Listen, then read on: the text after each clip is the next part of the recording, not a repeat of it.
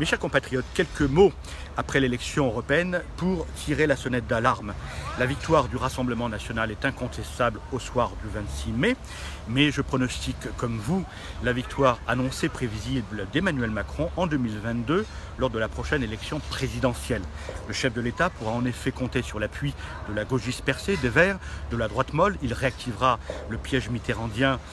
du cordon sanitaire et face à une Marine Le Pen qui demeure plus que jamais clivante dans l'esprit des Français, il l'emportera au soir du second tour en 2022.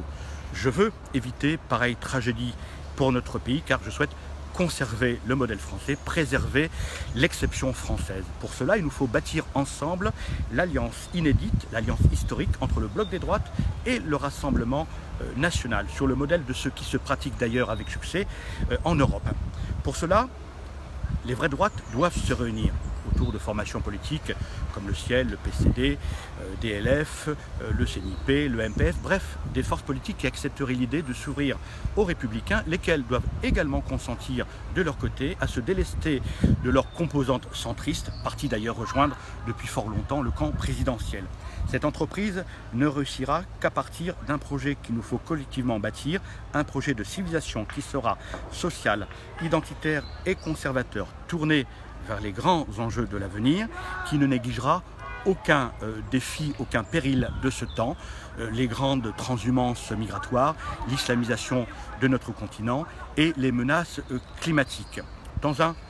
deuxième temps, il nous faudra nous ouvrir collectivement auprès du Rassemblement national, lequel Rassemblement national devra apprendre à construire des alliances et non plus à compter sur des ralliements individuels. Voilà mes chers compatriotes, l'entreprise à laquelle je vous appelle et par conséquent je demande à Marion Maréchal, à Emmanuel Ménard, à Robert Ménard, à Nicolas Dupont-Aignan, à Jean-Frédéric Poisson, à Bruno Norf, à Christian Vannès, bref à toutes ces personnalités de bonne volonté de nous réunir très vite avant cet été